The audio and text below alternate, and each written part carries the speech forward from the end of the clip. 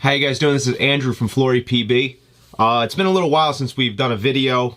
We've been doing a little renovation down here in the basement where this is all set up. So we're back. I want to do a quick little video on something a little different. It's not the angels that we normally been working on and all that.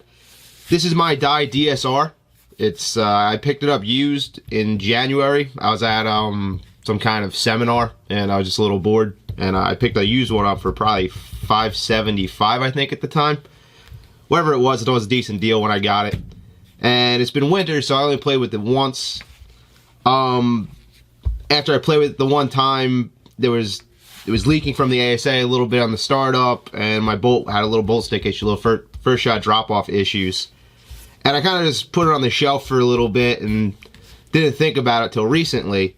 And the only reason I actually went for this marker instead of something else is just my go-to people shooter that, you know, there's no soul to it or anything, but just my people shooter was I liked the engineer that designed this. He was on PB Nation, he was on some of the forums, he was explaining the design of this, and this is that new breed of spool valve marker which actually senses air pressure in the breech or wherever and dictates the flow based off that air pressure. So, not the flow, but it will shut the valve off when there's enough air pressure behind the ball to shoot a paintball at the right amount of, the right speed. Sorry guys, a little early for me. With that, the beauty of that is these guns really don't need to be tuned. If it's just set up the way they set it up, it's always going to seal and it's never going to lose efficiency based off of just being able to seal itself, knowing what its pressure is, sensing its pressure. Sensing is the word they're using with this kind of stuff. And you see Planet Eclipse, all of their new spool valve markers have a similar setup. This is Dye's first one. They hired an engineer to come in, and you know, this is the first marker he made. Seemed like a real good dude.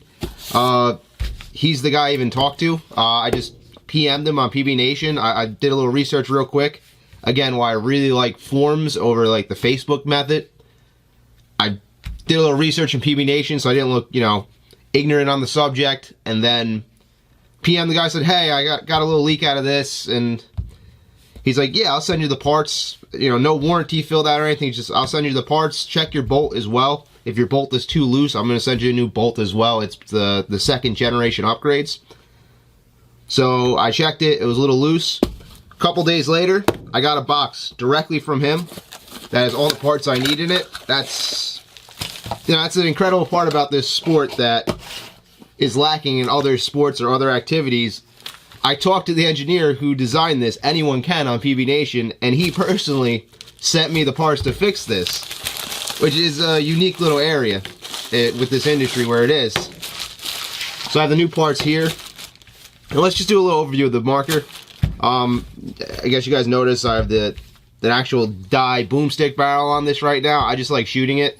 It makes the marker balance better. It picks a little nose heavy to me. This was personal. But it makes it nose heavy so I get less barrel rise. For example, let's take out the stock barrel.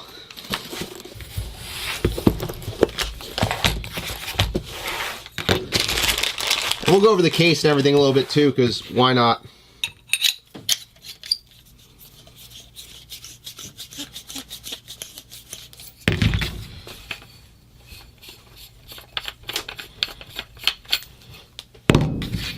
The boom makes it heavy, but God, it makes it shoot so sweet.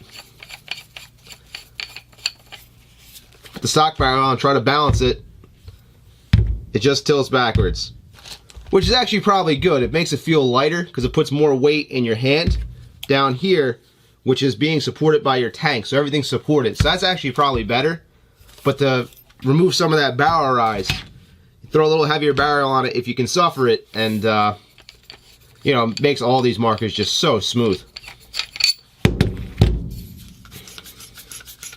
Again, this is their mid-range marker, which I don't really know what the big difference between mid-range and high-end markers are at this point in our industry. Both made in the same place, Asia, and particularly for that. Here's the case that it comes with. Nice soft case, pretty standard. Comes with one barrel. I don't exactly love the look of this new barrel. Just not my thing personally. I like the older Dye look a little better. The tip still looks fine, but just I don't like how it's smoothed down. I'd rather it be more blocky, but that's just personal preference. Those are some Allen keys.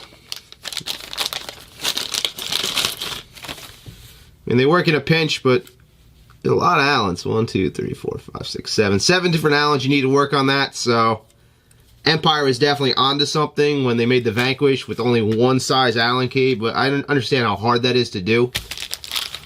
But it's fine. Put these back in here. I'm never going to use these. I'm not the guy that brings the case or puts the marker in the case. If it's just my people shooter like this, it just gets thrown in my gear bag and gets scratched up and whatever. I'm bad on my equipment like that. I really don't care. Huh. An unmarked barrel bag? Yeah, look at that. Just a black barrel condom, completely unmarked with Dye. Saved a little money there, I guess, on the screen printing process. I'd rather them save money in things like this. Give me a shittier barrel bag that doesn't have Dye written across it. Give me a crappy set of Allens, I'm not going to use them anyway, than actually reducing some of the stuff on the marker to cut the cost for it. So that was pretty cool. You get one sticker, a warranty card that, again, I didn't have to fill out. I just PM'd the guy's Irony USA. His name's John. Real good guy, he seems like. Just PM'd him. He gave me everything I needed for the marker. The manual, I had the same thing with my M2. Decent little startup guide and I guess manual you want to call it. Everything you need. You got the screen with these.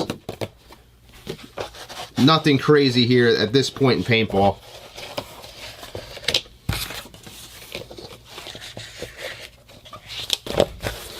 The marker sits in here. Tube of Dye lube, which I think is just Dow. 53, or yeah, 33. Spares. You get some screws, the colored O-rings, which are whatever to me. You get a set of detents for the eye pipe, which is pretty cool. They have thicker eye pipes in the M2, M3, and DSR. I broke one set in my M2, but that was me being stupid. But, you know, one set, and I had that marker for 2 seasons before I grabbed this one. So one set in 2 seasons, that's pretty good. In comparison to like my older DM10, which every time you tighten the barrel down too hard, you would break the eye pipe. It's never been my ideal setup. I really don't prefer the eye pipes, but it's what Dye does, and you know I don't mind. I like Dye markers. They feel right in my hand. So that's basically why I shoot them. They feel nice to me. There's a reg seat in here. I don't know, durometers. We'll check that maybe in a later video. And yeah. Oh. And an update cable, I guess. Old Android style phone charger. USB dongle here. Guess that plugs into the board. Yeah, the board's here. The battery's up here. Needs a... Basically, you need like a nickel to get the battery out on this. Whole thing slides down if you haven't seen that before. But I'm assuming someone's done an actual video showing you that kind of stuff. If they haven't, comment and I guess we can do it, but I'd be very surprised if that wasn't already out there. Right. So, I have this little brass piece. Definitely gets an O-ring. Zoom into that.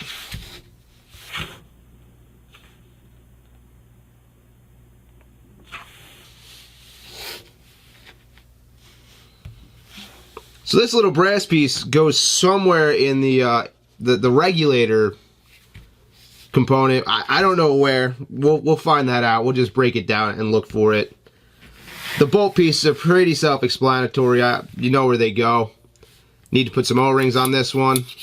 We'll just take it off the other one. And we'll see how tight it is compared to the original setup. Gave me a new bolt, so maybe they changed dimensions. I don't have any tools down here right now to really go into detail on what changed. If anyone's super interested, we could, you know, get the micrometer out and the bore gauge and figure out what the bore differences are in them, but I don't think it makes too much of a difference. I'll take Dye's word on it. They tightened up this O-ring groove. They made the O-ring come out a little more to make it a little stickier, I guess. It works for whatever their tuning purposes are with this marker. However they want it tuned, it works well for that. So again, this is that new breed of basically tuneless marker. You turn it on, you put the right air in it, you turn it on, and you just shoot it. That's how these markers are set up and supposed to be. And you know, they're supposed to just be people shooters without much fuss. So just keep running, keep playing. And you know, it's nice to have that in the gear bag to me. Is just go to, pick it up. You know lube's in it, and you know it's going to shoot people. So let's take the bolt apart. We're replacing this section here, and we're replacing the bolt itself, it seems. Oh.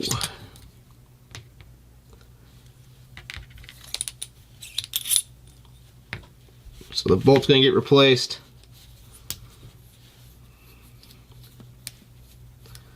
We'll lube the whole thing up just to do it. So this piece here, let me just go through that if you guys didn't recognize it. Make sure this spring slips here. This piston here in the middle, this is what does all that magic. This makes these, I guess, smart or sensing. Breach sensing. Breach sensing, I think, is the word that all the techs were using on this thing.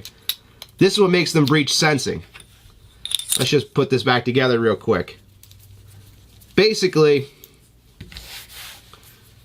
you have the full air pressure in this chamber and in this chamber. And when you have the full air pressure in this, it pushes that centerpiece back against the spring back there. And when that centerpiece is back, when the bolt comes forward, there's enough gap up here with this front O-ring to let air out and vent through the bolt so it can shoot the ball forward. But now there's a little hole down the center of this thing that goes all the way to the back here.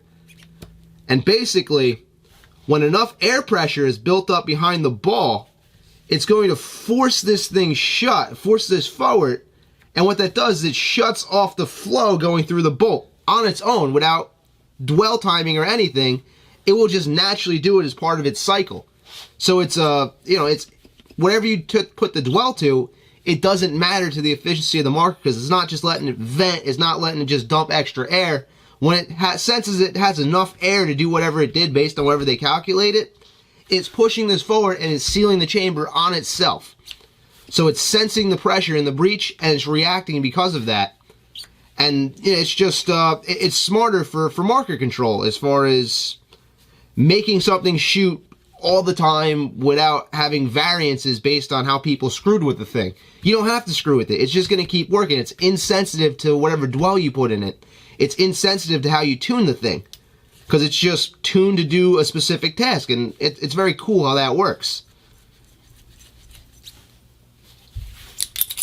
I know Planet Eclipse is doing it. I think Mac Dev started doing it. It looked like a rip-off of the Eclipse thing to me. But they were doing it, I know. Maybe the Lux has it. I really don't know. So I need to somehow get this thing separated. Okay, it just spins off there. Yeah, there we go. So that on thread, standard thread. That's 2 pieces. We'll check the run out on this stuff later in a later video. I'm not set up to do that right now, but I'm curious to see. This is a very thin part. I'm curious to see how straight all this stuff is. But we'll do a little video later on that kind of stuff. I'll do a very in-depth video. I want to start doing some very in-depth things with markers going forward, but we need some O-rings. Let's take this one off. I don't mind the color coding. You know, I personally don't really care. I don't need it. It doesn't bother me if they're all black or all whatever color. Let me go grab my lube real quick and my O-ring pick.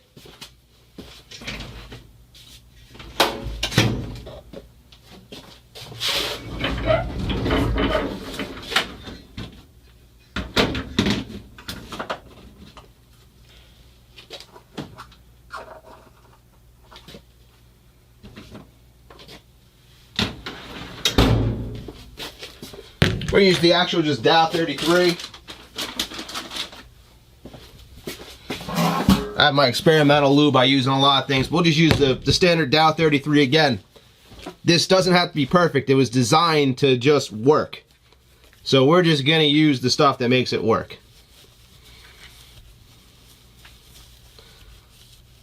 This is the new bolt. This is the old bolt. Is there any real difference in them? Let's see.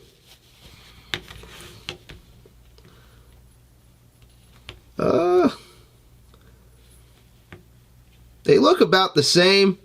Definitely some machining marks in the old bolt right here. Let me try to zoom in and see if this 4K camera will catch that.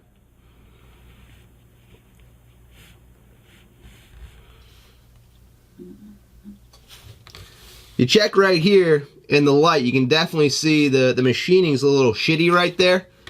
I don't know if that's bolt specific to this particular bolt or if that was something that just happened. But it's definitely machined a little nicer right there. So that they look basically the same. They don't look any different inside, but I don't have my... I'm not putting this on my surface roughness tester, so I don't really know. I don't think there's any difference in them really. This one just maybe a little nicer than this one, how it got machined. The new one I got from the guy. But, you know, nothing different. The shape seems the same. I can put the caliper on it if you want, but it's not going to make a difference to me. I don't think it makes a difference. Let's take this O-ring off. One thing I don't like, this O-ring here, if you look at the chart, I noticed this once.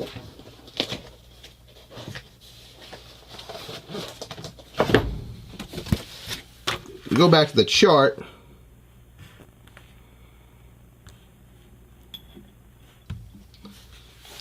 This 14 O-ring, which is this front bolt O-ring, and the 15 O-ring, which is this bumper, they're just one size difference between these O-rings. It's not a big difference. And they're basically the same damn color. One's slightly darker, but that seemed kind of dumb how they did that. They should be drastically different colors because only a size difference. Fuck, make the 20 O-ring, the O20 that goes on the outside, the green one. Make that one of these colors and one of these the green color, because they're so different in size that you're gonna know that, oh wow, I can't put the 20 on this, it's not gonna work. But you can put the 15 on this front and you're probably not gonna know it. You try to slam the thing in the marker and it's just too tight in the breech. So that's just a little comment, little tweak maybe. That might be a little nicer going forward with that. So let's go our O-rings on, get the bolt reassembled, re-lubed.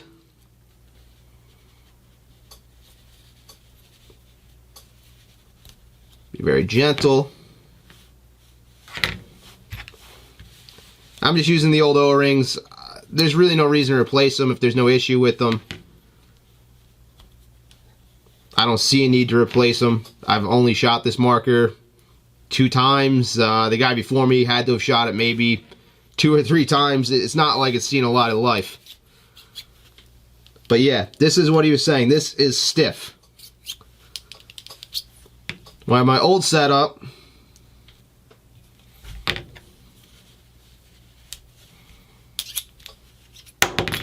this slides right off. And what they want is they want that seal there. They want that real tight seal. So that's why this O-ring groove is not as deep on this new part that he sent me. And unfortunately it's the same color. I mean, they would have changed the colors. That might have been a little nicer to differentiate if you had the old parts and the new parts. But it's the shake test. You gotta just shake the thing. Put it on with the O-ring. Shake it. If it doesn't come off, you got the new part. You got the part, maybe not even a new part, but you got the part that works. This is the part that you need. What's that little divot for? Is that on the old one? Huh. So that's a little different. There's this little divot right here that got machined in like a drill bit or something like that. Just touched it right there, and I don't know why. This is the new piece.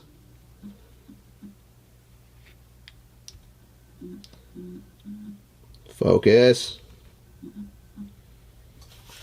So right here, I don't even know if you can see that in this light, but I can see it with my eyes. There's a little divot that on the old piece, it just doesn't exist. I have no idea if that's there for a reason of tuning. I really doubt it. I don't know how that even happened. Huh. Because it doesn't make sense. It's not even... This is a turned piece, so it's turned in a lathe. I mean, I would think it's turned in a lathe. I don't think they milled this. That would be weird. They definitely milled out the back section here, but this all got turned. This was spinning and all got cut on a lathe. All these threads and all that stuff probably cut on a lathe. Then this section got milled out in the back as a second operation. But I don't know why there's a little divot there. Maybe, who knows? It's not going to affect the way this part works. Huh. I wonder if that's supposed to be keyed up with one of the... I doubt it. I don't know. That's weird. Maybe if someone has an answer to why that's there, that'd be interesting. Maybe it means something, or maybe, you know, maybe it just went through manufacturing. Maybe it's a blemish. Who knows? But interesting to see that. Don't know why I just caught that, but all right, let's lube up the stem, get it back in here. For lack of better wording, I really don't know. Take the initial goop off. This is on top of a Dow container. Just gonna lightly grease the O-rings.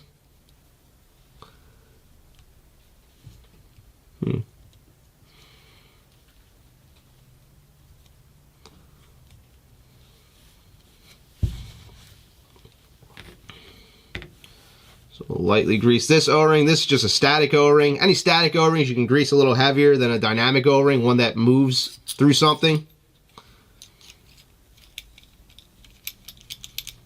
Threads feel nice, look a little coarse.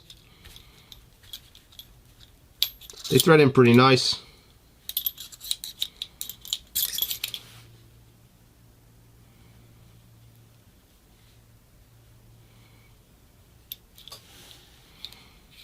You never want to underlube, you never want to overlube. There's a certain amount, and it's just by feel.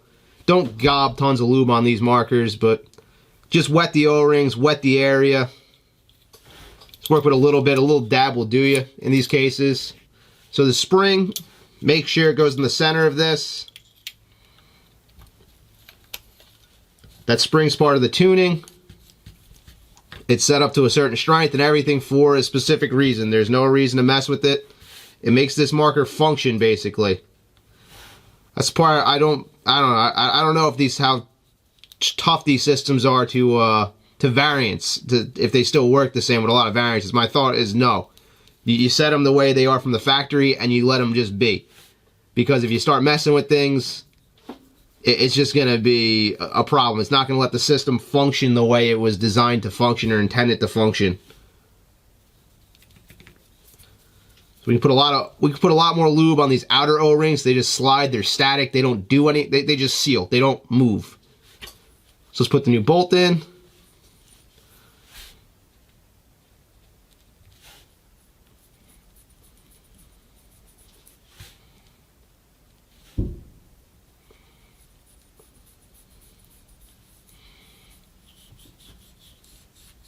Put a little lube inside, just wipe off my fingers in there. Feels nice and smooth, that's good. That seems right. I'll put a little lube on the outside of it, just a little bit. We don't want it to get in the breech so much, so right up here, where it goes in the breech, you want to clean it off a bit. Now the only O-ring in here is this front O-ring, and the ones on the outside. Which I must say, with these big hole, beautiful O-ring to get in and out for an internal O-ring. That's super easy. Just get it with your pick. You can get to it from both sides, basically. I can get my pinky in there. That's pretty awesome for one of these kind of spool valve markers.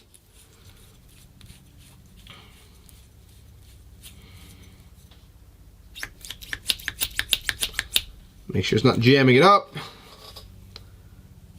Now the wiper O-ring, this is basically helps sealing it. It seals the pressure in on the bolt side, and it also wipes off the eyes with the eye pipe system. So now the bolt's done. That was a simple part. Put these pieces off to the side. Now let's figure out where this thing goes and how to get into it. I got 4 minutes left before I gotta remember to move my camera around. Well, not looking at any manuals, I don't see any bolts. I knew Dye was going with some kind of... Oh, feel the panel click. So I push forward there. Come on.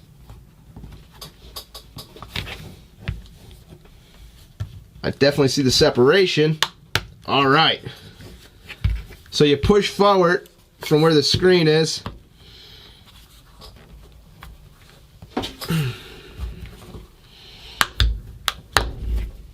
Okay.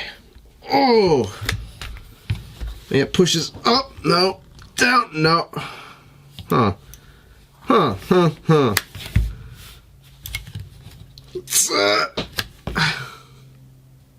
All right. I think there's a bolt up here. Let's see. Let's try small. Too small. Let's try the size up. Yep. Okay. Alright, so... Alright, no problem. So it's a 5/64.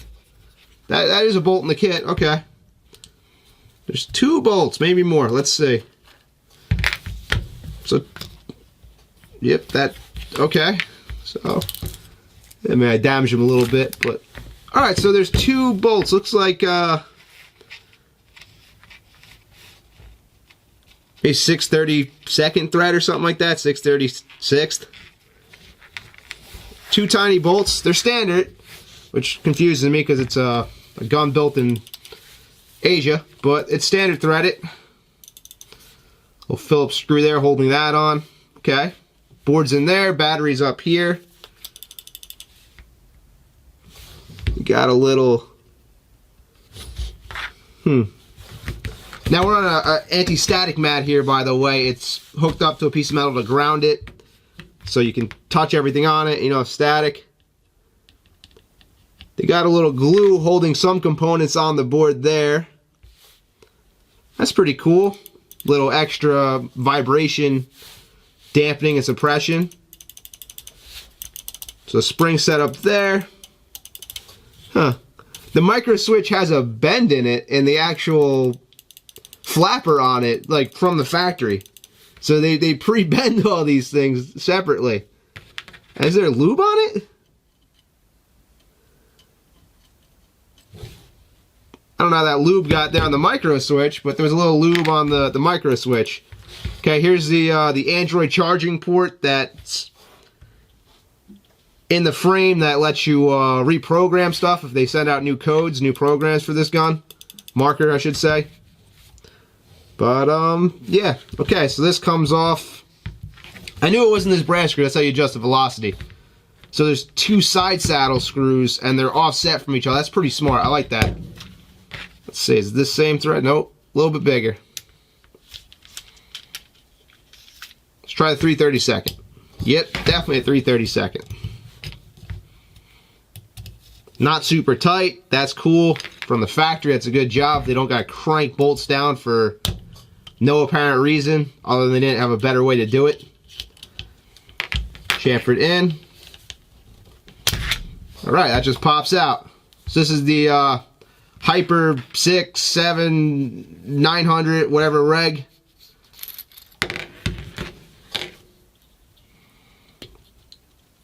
Check her out. Alright. Kind of weighty. Feels stainless, probably. So the reg seat's down in there. That just pops out. Yep. Okay, there's the reg seat. Little air egress.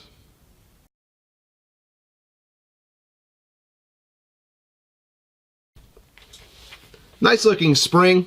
ground on both ends the way it should be, just polished up real nice, not like an old Bob Long reg, which is just a piece of shit. Again, stainless. They could probably take a little more weight out of this if they really wanted to, just to up the speed of it a little bit, but we're not talking about a whole lot there, not much, not critical. There's a little Allen key setup if this thing gets really tightened down the top, but it's in aluminum, and that's just gonna fucking round out if something really happens. So hand tightening, that's the way to do this particular section. Just hand tighten the thing. There's no air supposed to be in there, so it's not letting air out there. That's not bad. So I don't see this part yet, which means maybe it's in here. Now let's take out the other screw there and just see what's going on. So this is a 9/64 screw. Oh, no, it's not. I'm a liar. Probably 1/8 inch. Yeah, 1/8 inch. So it goes out so far. 1, 2, 3, 4, 5, 6, 7.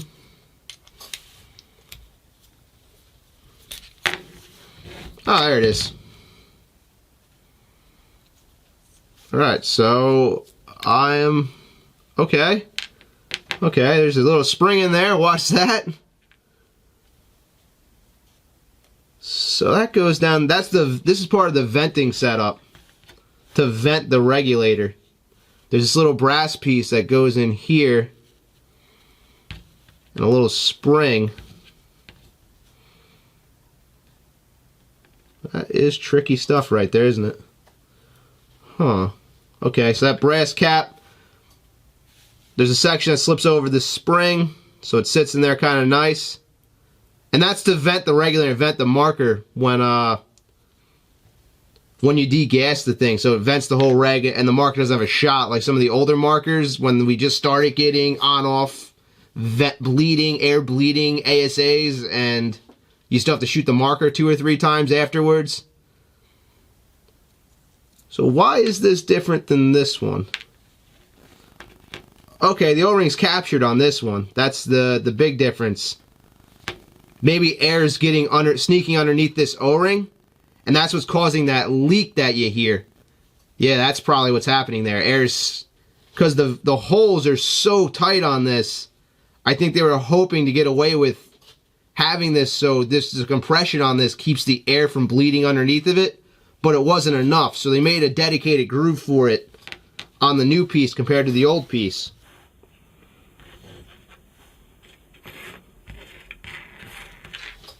Ooh, don't lose the spring. Alright.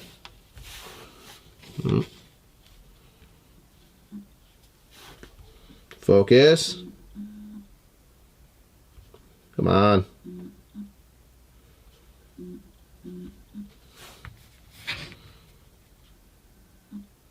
Alright. So if you see where these little holes are, the vent holes, or those are just the air holes, air pressure is going there. So the air pressure is here, and there is no metal between that and where the O-ring face is. So the air is sneaking underneath this O-ring. They were hoping there was enough clamping pressure probably on the O-ring itself to keep air from sneaking under it, but it was definitely sneaking under it till it's sealed up.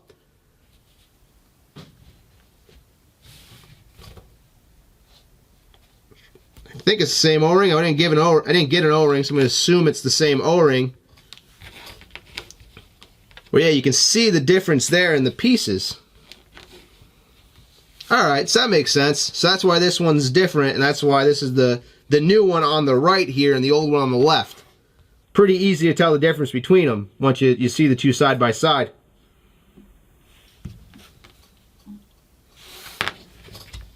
We'll throw the O-ring back on it. May go the other way. Piece of brass, nicer, much nicer to have a threaded hole, or a Allen key slot in that, or a broached hole. It's not even through broach, it's blind, so that's pretty technical. Nice little piece of machining there. This is nice looking. The whole piece is a nice little piece, nice machine piece. thread it on two sides. Everything looks real nice on it. Very clean work. That was very nicely done. Now let's put some lube on this stuff. Now we don't gotta gob it on, but you know, it doesn't need. You don't need to be super careful with this to make sure it's lubed right. So you got the little brass piece, the spring slips in the ass of it. This whole contraption slips in here. Technical, tiny stuff here, man. Real tactical and tiny stuff. Wow, look at that. So that slips like that.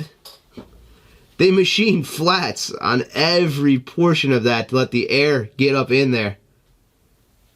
But there's only 3. Huh. A lot of little machine work there, man. A lot of little machine work, and I'm not. Maybe it has to do something, I guess. They engineered this, so it does something. But that lets the air come down, push that thing, let it bleed out. When there's no air up here. So there's a little bit of air gets down in here and forces up on that brass piece to seal it. And when this air goes away, it lets it vent the rest of it out. So I like that. That's smart. But yeah, this goes back in backwards. Yeah, that's not ideal, but not a real positive way. You got to be careful because you're into aluminum here, so you got to be careful. Put a finger on the back end, keep it centered, and be careful when you're rethreading this thing in. Because if you cross-thread that, you just fucked up your aluminum piece, and it looks like an expensive piece to fix. So I was about 1.5 turns in from the farthest point it went. Let's make it 2. Just to have it low to start. We can go higher later. So everything looks pretty good there. Let me try to get a little more lube in there. The higher pressure air can take more lube.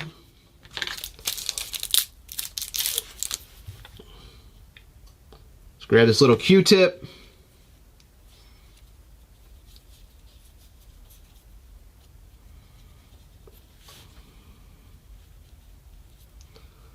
Get the right amount of lube in there. That piece pops down in there like that. Let's make sure this is lubed up. Might do a little mod later and take some weight out of this guy. Make it a little better. It's not the biggest piston I've ever seen, which isn't great. It's not the lightest piston, so it's definitely not a super fast acting regulator, but it's only shooting 10 balls a second now in the modern way, mostly, so I can see where they don't care as much. As long as it's consistent, as long as it doesn't creep, it's still probably a good reg.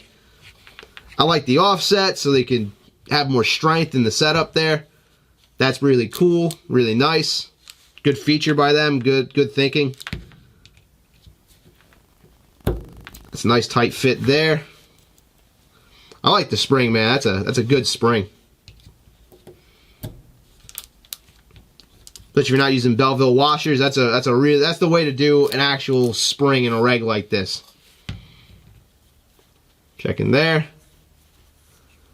That could have been smoother in there, I think, but is what it is. It's not. I mean, I guess it could be nicer if this is a mid-range market, right? This piston beats the shit out of the M2 piston that has 2 O-rings for God knows what reason, just to put more drag and slow it down. You see the discoloration in the machining here? You can actually feel it. So this was done in 2 different operations, and they didn't really care that much. Probably done 2 operations. They didn't exactly care if it was perfect.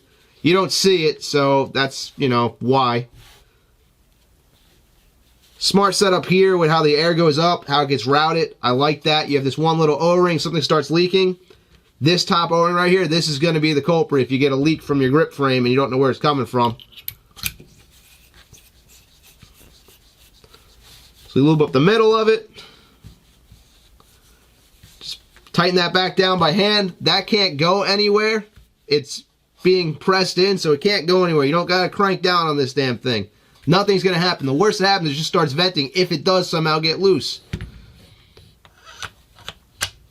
Make sure that slips in there positively, but you got 2 screws in the side, which is just, you know, very smart. And they're countersunk, so they hold really well. Finger tighten them. Nothing crazy. Don't tighten down these things like there's no tomorrow. It centers itself. It tightens itself pretty well. Don't round these out. Just tight enough. That's what you want.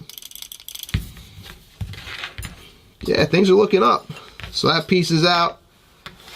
Alright, now let's get the grips back together. So, okay, there's a little carriage that the bolt sits in. Guess we'll worry about one side at a time. Let's break out that 5/64.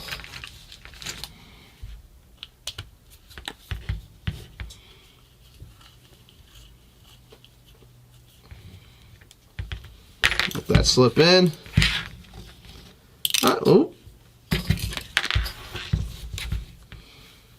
It's not too bad, a little fiddly, but there's no real reason. Like, I made the argument probably back in like 2010-ish that, you know, markers, you need to have quicker access to the frames. You need to go screwless. You need to go screwless, because before there used to be, if you had an old Bob Long marker, you had to take off the whole fucking side panel to get to your battery. If you had the other markers, very few of them still had the old 45 style grips with 2 bolts. There are 2 screws. There was always 3 or 4. So it was always a pain in the ass to change the battery, which is the thing that goes out the most on markers. Is you got to change your battery, especially back then. You need to change your battery every time you went to play, basically, because they just weren't that good at keeping the batteries, the battery power in them. So you had to change it all the time. I made that argument, and I got hated on by a couple the industry people with that argument, but won't name names. But yeah, then a couple years later, Dye came out with the grips that are come off themselves. Eclipse has them now, and this is even after you don't have batteries to deal with like that anymore. But they still do them this way because it's just smarter not to have screws for everything when you don't need them. Alright, that window's killing me. There's natural light right here, artificial light everywhere else.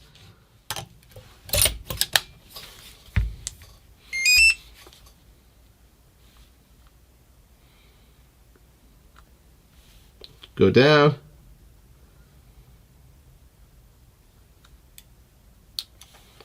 Is it up? How do you get the eyes off? No, that's configurations.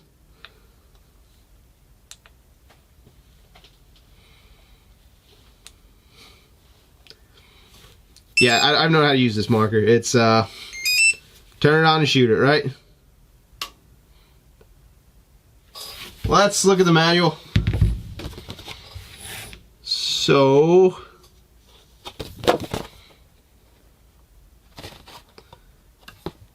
up is enter configuration, right is game timer start stop, game timer reset,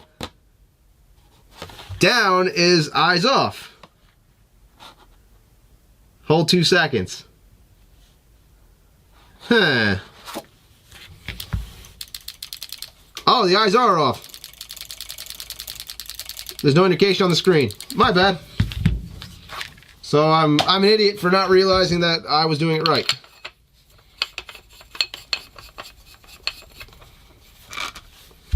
Grips don't come together perfect, but they're okay, especially because they're just clipped in like that.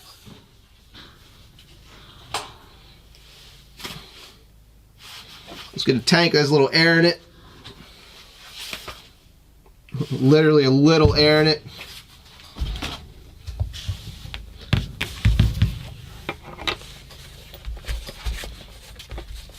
This is my lowest pressure output tank. It's like 500 PSI. I'm doing this because it gives the regulator the slowest reactions, so if it's gonna stick, it's gonna stick with this tank. Uh-oh.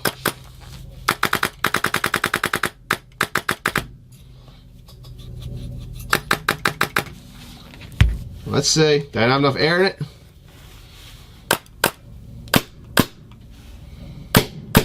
That's just me. All right.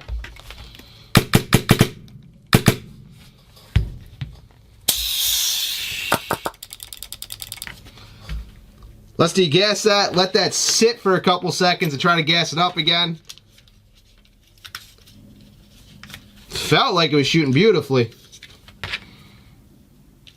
We will see. I don't have enough air to test fire it really. I won't get a full stream out of the thing most likely, but ooh. Let's just clean up. Pull the old parts back in the box here, just in case. I doubt we ever have to use them again, but just in case. All right.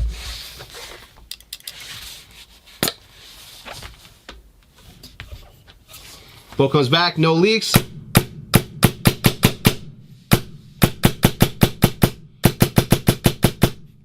Feels great. All right. Next time it gets warm out, not on Easter Sunday, I will go out there and play with it, and I think I'll be even happier with this marker. All right, guys. That's it for the first video. Stay tuned. We're going to do some angels. I have 3 from customers ready to go soon. And we got some angels to show you guys, more rebuilds. And stay tuned for more stuff. We got some cooler reg testing coming up. I went whole ass, no more half-assing it on the reg testing. I got an oscilloscope, and we're going to do it very legitimately now. And, you know, come up, there's going to be some great things this year, this spring. The winter's dying, and everything's feeling better now. Again, this is Andrew at FloryPB. We're out for now, and I'll see you in the next video.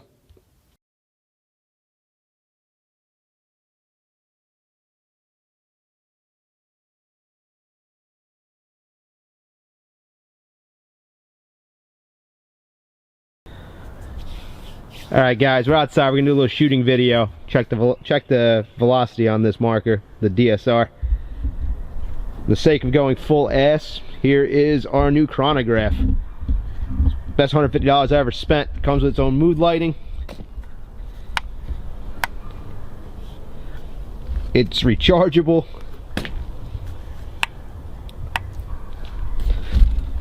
It's able to be used in the dark, in the light time, and I just kind of like this kind of chronograph better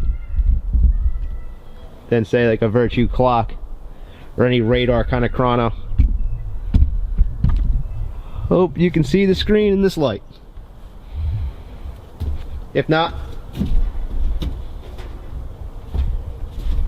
you're gonna have our Dye DSR with higher pressure output tank. Paint is some kind of Vulcan product.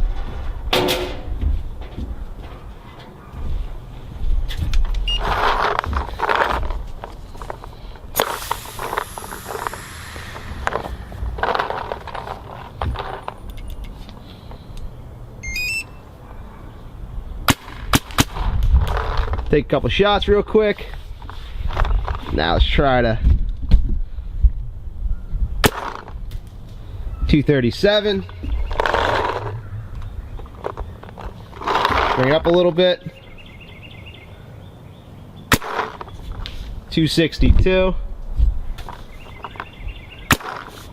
259.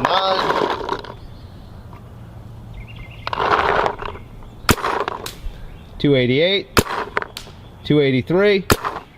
282. Almost there.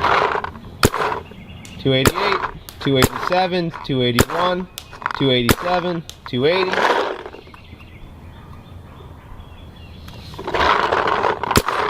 300, 311, 296, 305, 297, 300, 311. Get down slightly. 305, 308, 305, 304, 304. Likes that range right there. 309, 296, 302, 299, 301, 298, 302, 298. Let's bring it down slightly to just be under 300 at all times. 298, 300, 297, 302, 294, 296, 295, 297, 301, 297, 300. Just a tick down, and I think we're good to go.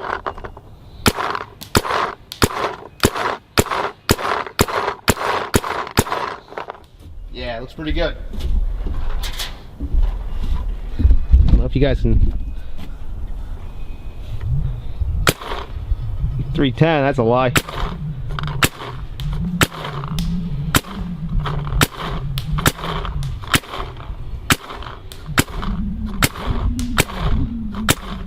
Pretty excellent. Happy with that. Turn the power off.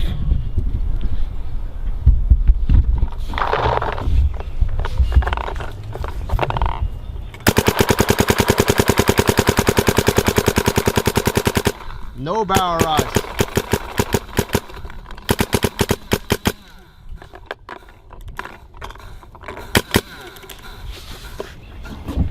Shoots great.